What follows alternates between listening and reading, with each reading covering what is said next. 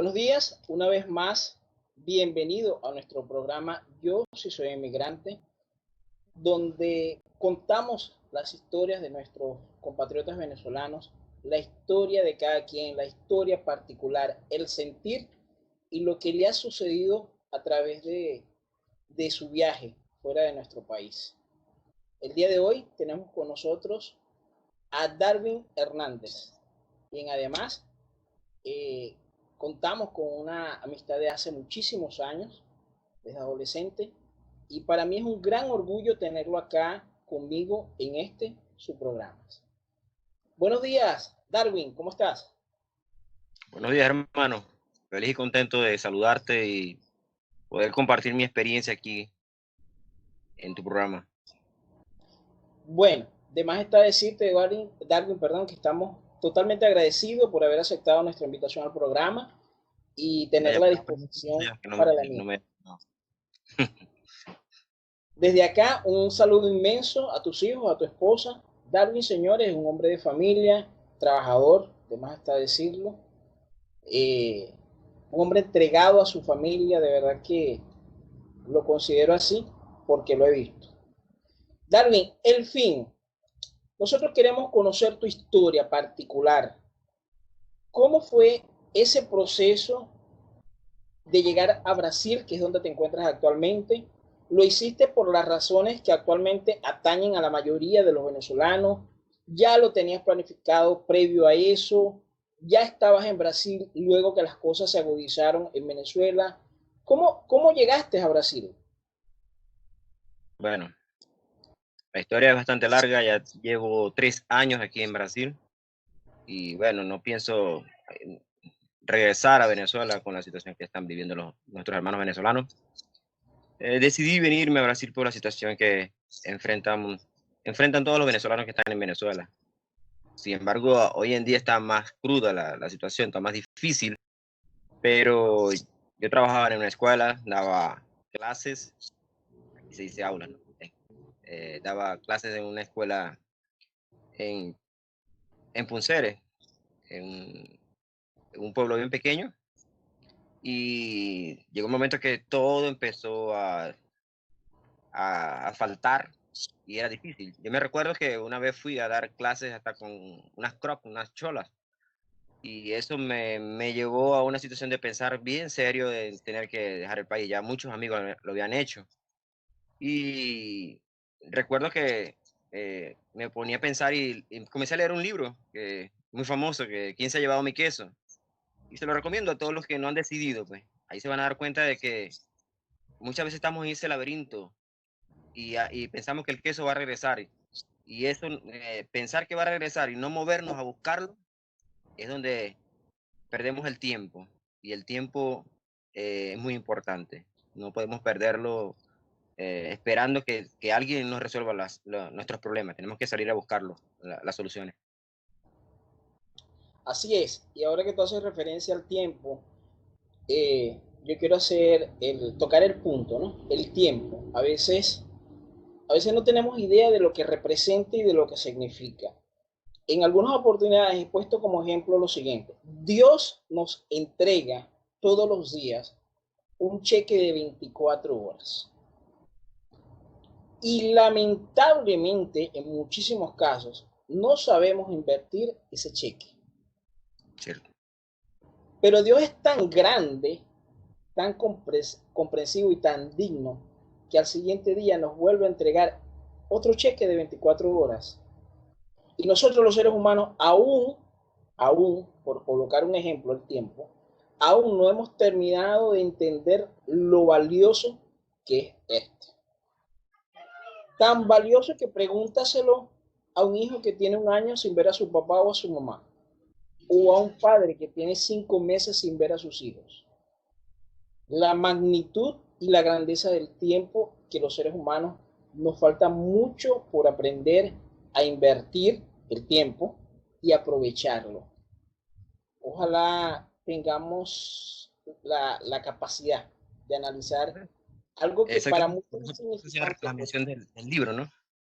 Que el libro, si nos colocamos como protagonistas en el libro, nos vamos a dar cuenta que muchas veces esos pensamientos de otras personas o las ideas de otras personas son las que nos frenan a lanzarnos en la aventura de conseguir lo que estamos buscando. Hay que intentarlo, porque el tiempo pasa y una de las cosas que yo le decía a mi esposa cuando llegó diciembre y empezaba enero, con la misma situación, la misma promesa de todos los años, que vamos a salir de esta situación, de este problema, de esta crisis, yo le decía, no, yo no voy a esperar otro diciembre y que no podamos, que vayamos a tener los mismos pensamientos. No, ya hay que actuar y hay que actuar ya.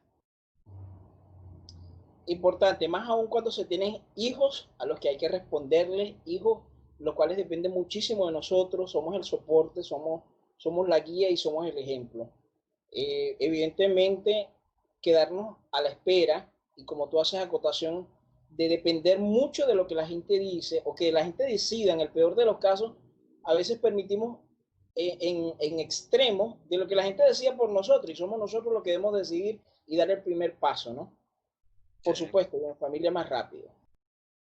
Tenemos hijos a los que cuidar y a los que darle el ejemplo.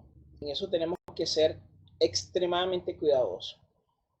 Darwin, cuando llegas a Brasil, llegas solo, con tu esposa, con tus hijos, con qué familiares llegaste, a dónde llegaste, o mejor, cuéntanos cómo fue la travesía, trasladarte a Brasil. ¿Era la primera vez que llegabas a Brasil? ¿Ya habías estado anteriormente? ¿Cómo fue esa situación allí? no, no.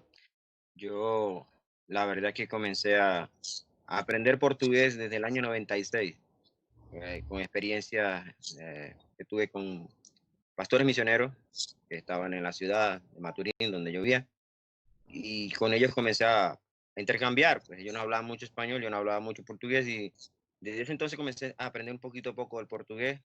Después se me hacía fácil entenderlo, leerlo, comprenderlo, y ellos después en el año 2000 salieron de Venezuela, y yo seguía aprendiendo portugués, ya lo sabía, ya en el 2000 sabía, conocía el portugués, pero no lo practicaba, pero no lo hablaba tan fluido como ahora, pero me sabía expresar, ¿no?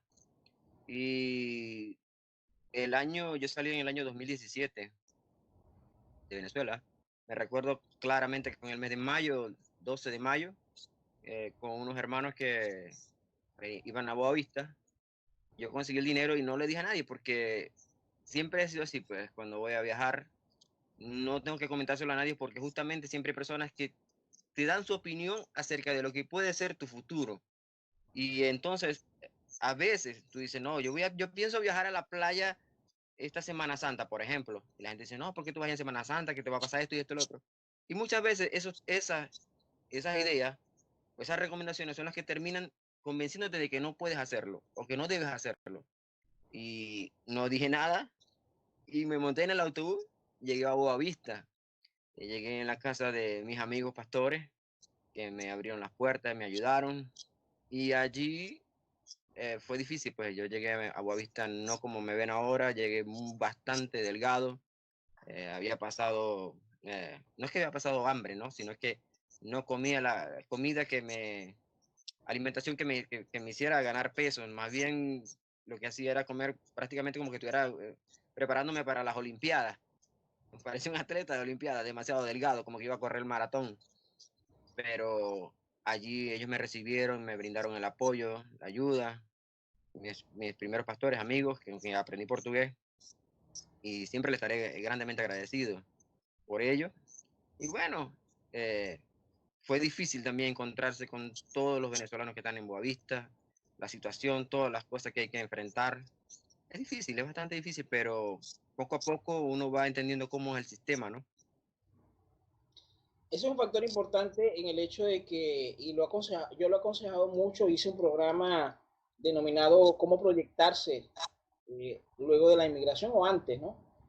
Y es muy importante, como tú lo acabas de decir, llegas a un país que no, las políticas económicas son totalmente diferentes a la nuestra, ya lo sabemos por situación país.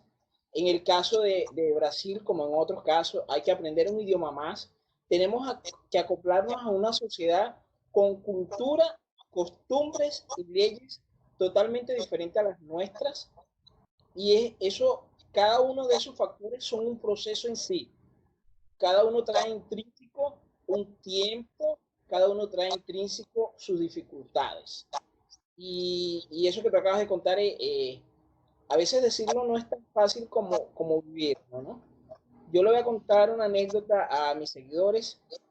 Cuando yo llegué a Brasil, tenía como 2 o 3 días de haber llegado acá, Boavista específicamente, que es donde resido actualmente, y la amistad que yo tengo con Darwin Hernández es de aproximadamente, voy a decir 20 años, pero la verdad es que más, son Creo más que de más. 20 años. Y se siente vamos a decir que la emoción, ¿no?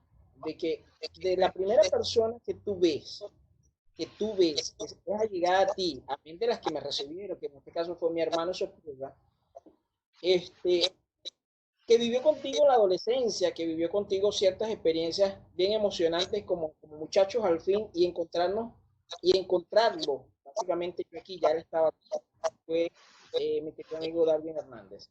Fue ese primer lazo de amistad o amigo que yo encontré acá, desde Maturín, Monagas, que es de donde somos, fue el primero que vi. Y se movió en una distancia considerable para irse a encontrar conmigo en el sitio donde yo estaba, cosa que le voy a estar altamente agradecido hoy, mañana y siempre. Amén. Darwin, en tu pasaje llegaste a Brasil, vuelvo a hacerte la pregunta. ¿Llegaste con tus familiares, me refiero a tus hijos y a tu esposa, o llegaste solo inicialmente? No, hermano, yo me vine solo primero y recuerdo que para mí fue, y creo que debe ser para todos, difícil, muy difícil tú despedirte de tus hijos y abrazarlos. Uno como padre siente más ese abrazo y ellos no, aún inocentes, piensan que, bueno, y recuerdo que después que me fui, me costaba hablar con mi hijo menor porque él pensaba que yo estaba como decir de Maturín a Punte Mata, "Oh, tú vas a venir esta noche a cenar".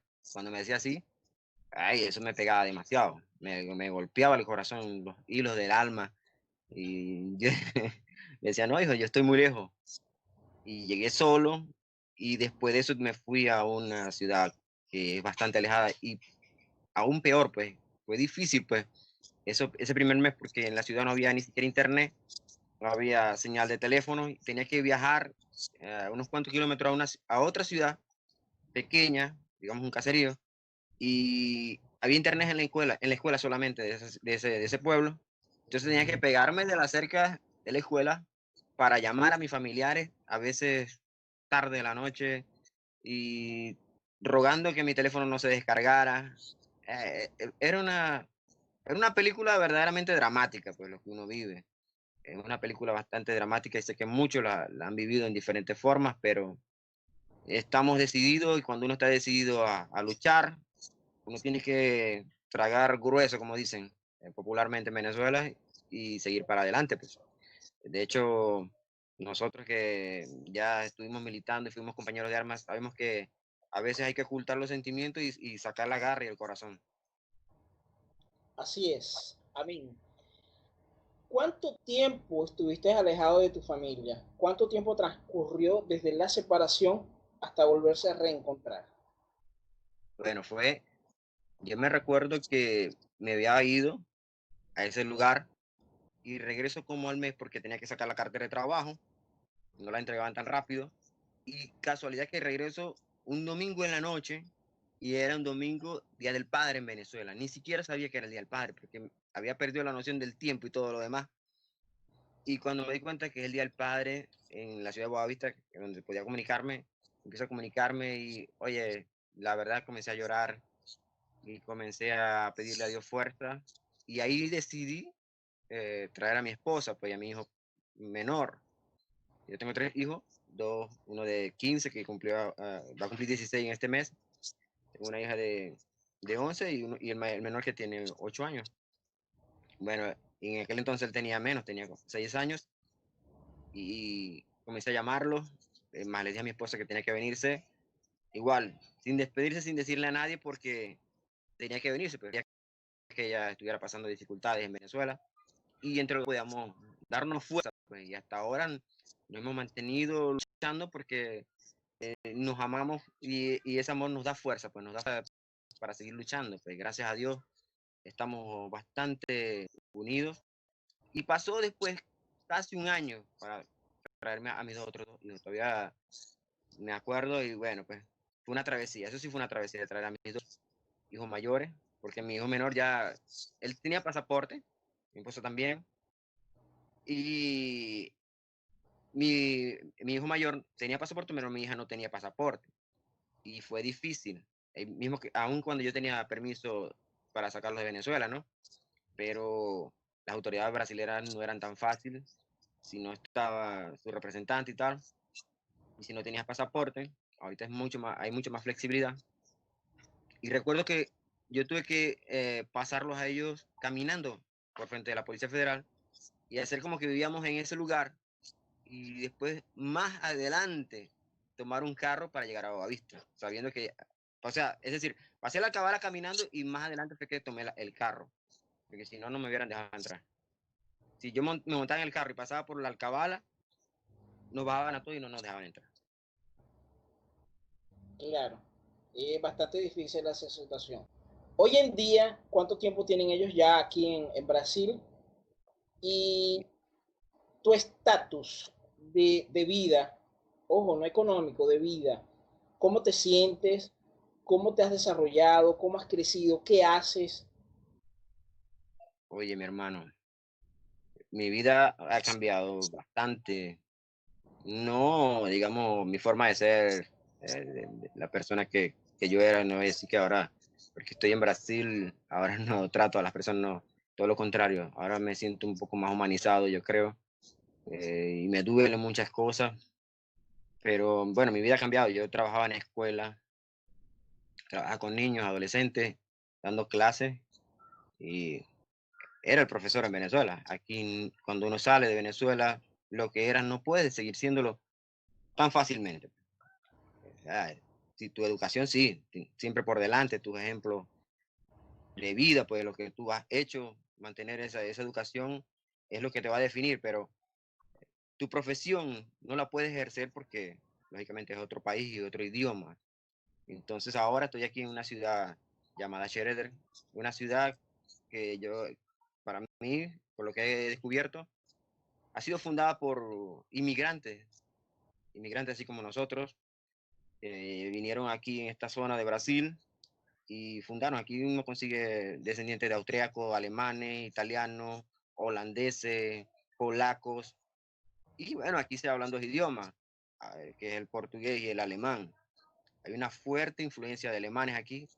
Y bueno, las escuelas incluso dan alemán y portugués, es el idioma oficial, ¿no? Y ahorita estoy trabajando en una empresa que le doy gracias a Dios por la confianza y el apoyo. Estoy trabajando en una empresa de fundición de metales llamada Menegoti, que este año está cumpliendo 80 años. Eh, Trabajo en la parte de calidad, soy inspector de calidad y he aprendido bastante. Y a veces uno siente una nostalgia cuando llega ese momento que te pones a pensar, oye, yo en Venezuela era profesor, estaba en un salón de clases, estaba en programas educativos y ahora estoy rodeado con personas que no tienen nada que ver con eso, más te llegan esos recuerdos que te ponen a pensar y hasta a veces no lloro porque no me salen lágrimas, pero siento que mi alma se desmorona por segundo y después digo, no, bueno, por lo menos estamos vivos, ¿no? Me recuerdo mucho una parábola que hay que estaba un samurái guerrero muy famoso y entonces él estaba cultivando un jardín y venía uno de sus discípulos y decía, pero si usted es un samurái guerrero famoso, el mejor de los mejores, ¿qué hace cultivando un jardín en vez de estar preparándose para la guerra? Y él dice, es preferible que un samurái en un jardín que un jardinero en una guerra. Así mismo, es preferible nosotros, en mi caso, un profesor en una fundidora, dando lo mejor de sí, mostrando la calidad de vida, la calidad de persona que somos los venezolanos, que un profesor desempleado, pasando hambre. Bueno, yo aprecio mucho a mis colegas profesores venezolanos que están allá, los amo y en los que puedo trato de ayudarlos, darles ánimo, pero yo salí por mi familia, por mis hijos, y hoy en día ellos tienen están tranquilos porque además de eso, esta es una ciudad súper tranquila, es una de las ciudades más seguras. Por decirte que el índice de crímenes en esta ciudad es 3 crímenes por año. Delincuencia cero. Delincuencia En cero. este aspecto de evolución, de ser el caso muy parecido, tu caso es el parecido del 90% de los, o del 99% de los inmigrantes venezolanos que salen con una profesión, que tienen una profesión, una formación en estudio. Sin embargo, los venezolanos de bien, de lucha y de esfuerzo, lo que menos nos preocupa es el hecho de que tengamos uno, dos, tres, cuatro, cinco títulos. Yo Es creo verdad. que lo que nos mueve es, primero, primero que nada, alcanzar un bienestar, una tranquilidad y una paz. Obviamente, alcanzar esta paz y esta tranquilidad trae consigo la estabilidad económica, tener un techo donde dormir, tener a nuestros hijos en la mejor de las situaciones. ¿Cuáles son las mejores de las situaciones? Comer y estudiar, que es lo que se quiere. Sí. Y muchos hemos llegado, tomando en cuenta esto de la formación académica, incluso a barrer, incluso a hacer el aseo en una empresa, cosa que no es mala, ojo, A pero nada. tenemos esa contraparte de los venezolanos o de los inmigrantes, no vamos a decir venezolanos, los inmigrantes, que confunden esfuerzo, esfuerzo con el hecho de que el mundo entero tiene una obligación con muchos de ellos. Es decir, tenemos esa contraparte de esos venezolanos, o de, perdón, de esos inmigrantes, que tienen un título forjado, por supuesto, pero asumen que llegar a otro país es llegar directamente con un empleo que tenga mucho que ver con su formación, es llegar directamente a una empresa esperándolo. Ojo, estoy hablando en cuanto a la proyección antes de salir de tu país. Y resulta que cuando llegan se chocan con una realidad abismal totalmente diferente a la que se imagina. ¿Qué opinión te merece esa situación de ese contraste de lo que esperas y la realidad? Bueno, yo siempre he dicho y lo decía cuando daba clases, yo decía, de hecho lo coloqué en mi Facebook, ¿no? Que hay que aprender con orgullo y enseñar con humildad. Es decir, el título no nos hace mejores personas. Los, esos honores que tú puedas adquirir académicamente no te hacen la persona, no te van a definir como persona. Lo que te define como persona es tu calidad humana, son tus sentimientos, digamos, la empatía que la persona, uno sienta por las demás personas y el valorar y aprender de las demás personas. Allí donde estoy en la empresa Menegoti, al principio eh, comencé, aunque yo estaba en la parte de calidad, solamente tomo las piezas, las examino, veo su calidad y se las paso a un compañero que trabaja conmigo. Y ahí vi a los demás compañeros que en su área eran bastante atareados y a veces yo tenía más tiempo libre, ¿no? Y entonces me ponía a ayudarlos, incluso me ponía a barrer y un compañero me decía, oye, pero a ti no te corresponde eso. Sí, pero yo sé que no me corresponde, pero si hay que ayudar, pues. Y al principio ellos me veían como que, oye, este está demasiado, vulgarmente, jalamecate, ¿no? Pero no, era que si, si estaba sin hacer algo, me empezaba a fastidiar y no quería eso, pues. Estaba animado y quería trabajar, quiero producir, quiero dar lo mejor. Y ellos poco a poco fueron abriéndose conmigo, pues, teniendo más confianza. Y hoy en día todos me conocen, me llaman Venezuela, o no, pues, no me llaman venezolano, sino Venezuela. Y es bueno que cuando digan Venezuela lo digan en buen sentido, pues. Y existe una confianza, una camaradería bastante buena, a todos los respetos y a todos los valores. Inclusive hay unos que me dicen, oye, pero ¿qué tú haces aquí trabajando? Si tú eres profesor, tú tienes pedagogía y tal, todo lo demás, tú deberías estar ganando esto y esto. ¿No? Y les hablo justamente lo del samurái, ¿no? Les digo, no, esto tal vez es circunstancial, pero esto también es enriquecedor. Como lo decía también Nelson Mandela cuando salió de cárcel. No me arrepiento de haber estado en la cárcel porque ese era un tiempo que Dios tenía para mí en la cárcel. Igual, este tiempo que estoy viviendo es el tiempo que Dios tiene para mí, pues. Entonces, no me voy a quejar, tengo que dar gracias a Dios porque aunque sea barriendo, hay pan sobre la mesa, hay un techo sobre nuestras cabezas y estamos resguardados del frío. ¿Gracias a qué? A este trabajo. Entonces hay que ser siempre agradecidos. ¿Eh? Igual lo que Y nos ha tenemos tocado que tener vivir, presente, hay yo veces, considero que momentos que tenemos que una tener gente, presente, perdón, disculpa. hay momentos que uno, hay gente que dice, oye, yo lamento esto y quiere maldecir por la situación, pero eso es circunstancial. A veces las cosas, los problemas en la vida son circunstanciales y hay que aprender de eso. Mira, antes de decir lo que iba a decir, es importante recalcar el hecho de que el trabajo dignifica, cualquiera sea el trabajo, dignifica. ¿Okay? Yo creo que debemos aprender y, y corregir ese tipo de actitudes donde, o sea, si hago más soy más, si hago menos soy menos. No, cada función, cada trabajo que se desempeñe tiene un valor. Yo voy a colocar en esta oportunidad el ejemplo que he colocado muchas veces cuando me ha tocado dar clases. Tenemos el caso de los ingenieros en sistemas y tenemos el caso del albañil. Un ingeniero en sistemas con especialidades en Francia, con posgrados en Alemania, con cualquier cantidad de especialidades y estudios además. Y tenemos al señor albañil que normalmente, y lo coloco entre comillas, se dice que no estudió, pero resulta que este albañil tiene aquello de que si monta una pared, lo que yo les puedo asegurar, que esa construcción va a durar los años de la vida. Sin embargo, coloquen a un ingeniero en sistemas a montar una pared. Con toda seguridad yo le puedo apostar que no va a durar más de 15 días esa pared. Entonces, hago analogía a esa situación porque cada quien en su justo tamaño, en la función que haga, en el desempeño que tenga, en su justo lugar y en su justa medida es importante. Ciertamente, Por lo así es. tanto, a los seres humanos hay que valorarlos de forma muy particular. Y aunque es una frase ya trillada, pero es la verdad, nadie vale más que nadie y nadie vale menos que nadie.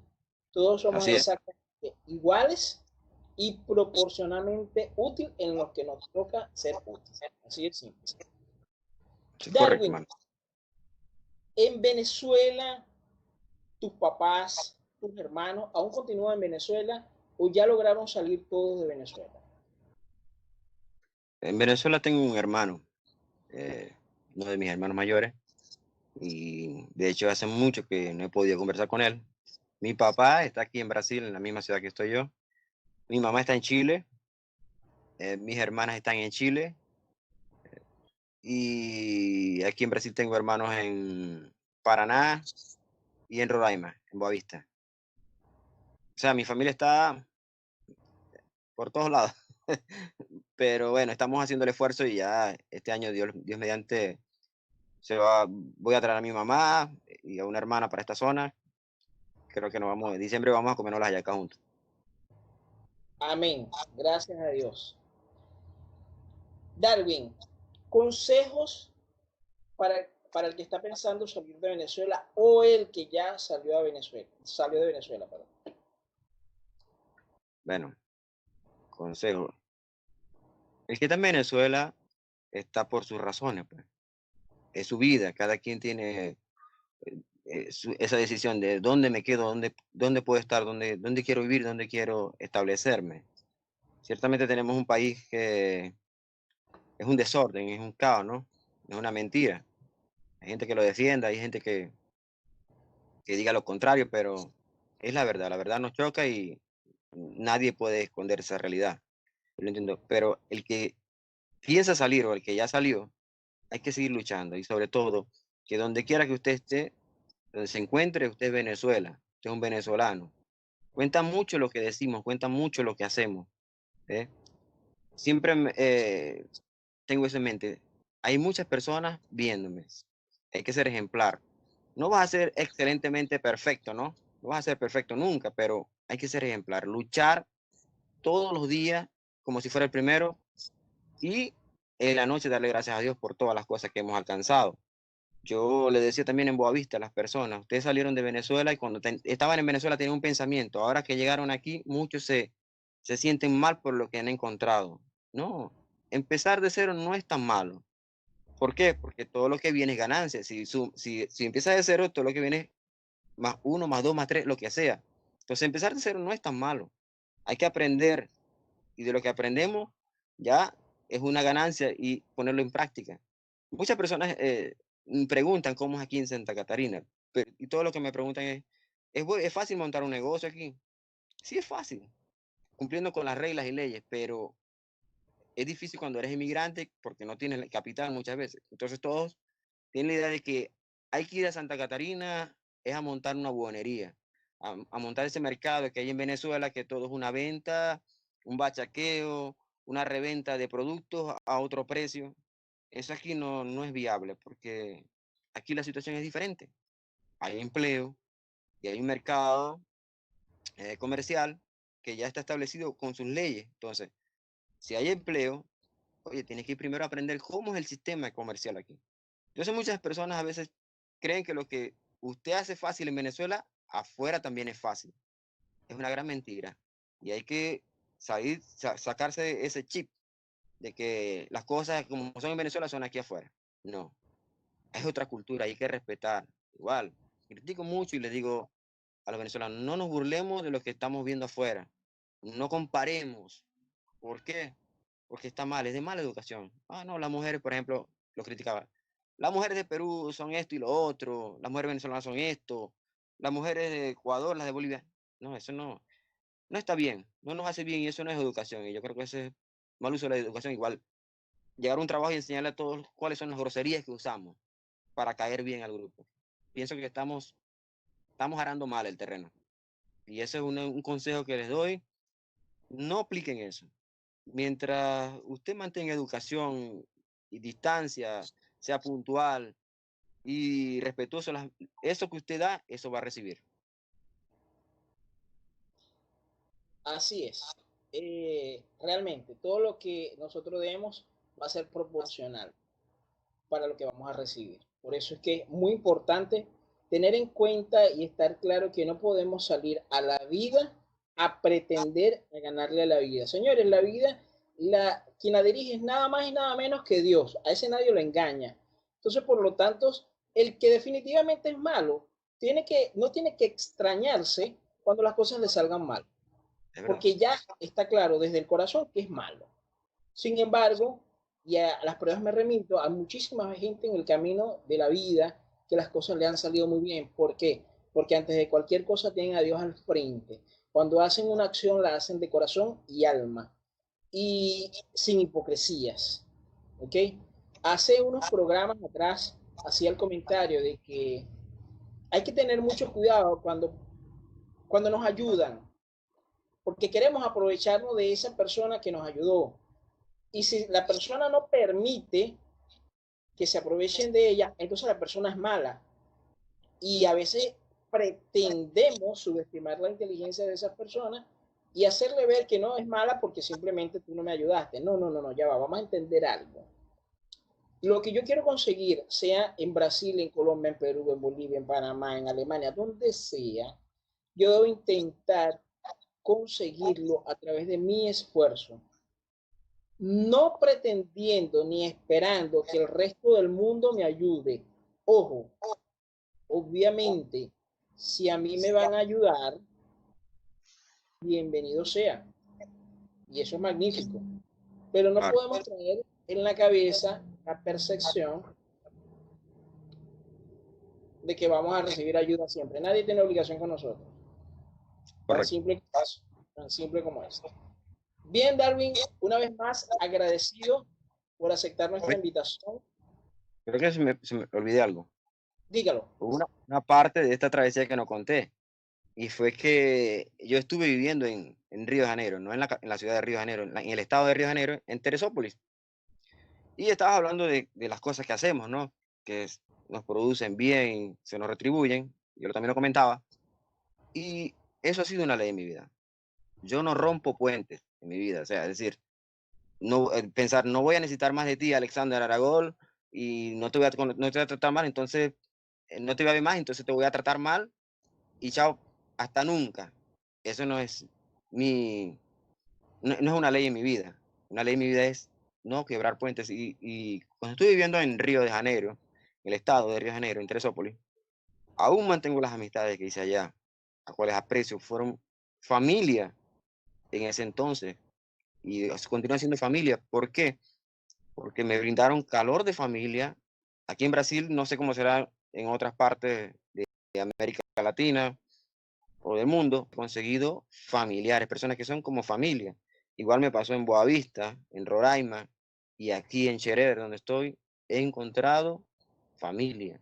Y son personas que las amo, las aprecio y las respeto. Y no intento nunca abusar de ellas. ¿Por qué? Porque las respeto y las amo. Entonces, es un consejo, no rompan puentes porque, no, bueno, nunca voy a ver. De hecho, en Boavista dejé un gran amigo con el cual estuve trabajando y haciendo cursos, que es mi amigo Manuel Alves, y de verdad es una persona que ayuda a muchos venezolanos, porque él da cursos de carnicería y ha entrenado tanto a venezolanos como a haitianos, y hoy en día esas personas están trabajando. Entonces, es una de las personas que yo llegué a apreciar por esa calidad de persona que es él, de ayudar, de darle una herramienta a las personas que están llegando para que se defiendan, y las personas que están también allá en Brasil, los brasileños, los jóvenes, prepararlos como carniceros y ayudarlos a integrarse en el mercado laboral, eso, y lo hacía de manera gratuita, pues no cobraba por los cursos. De verdad que siempre se lo agradezco y le agradezco a Dios haberme encontrado con una persona así, con la cual pude trabajar y también aprender de él. Excelente, hermano. Gracias a Dios. Un gran saludo desde acá para nuestro amigo Manuel Alves. Que Dios lo bendiga y lo siga acompañando. Bien, hasta aquí nuestro programa de hoy. Gracias, Darwin, por acompañarnos. Gracias una vez más. Bendiciones para ti y para tu familia, a nuestros seguidores. Recuerden que ahora tenemos una página web www.yosisoyinmigrante.com.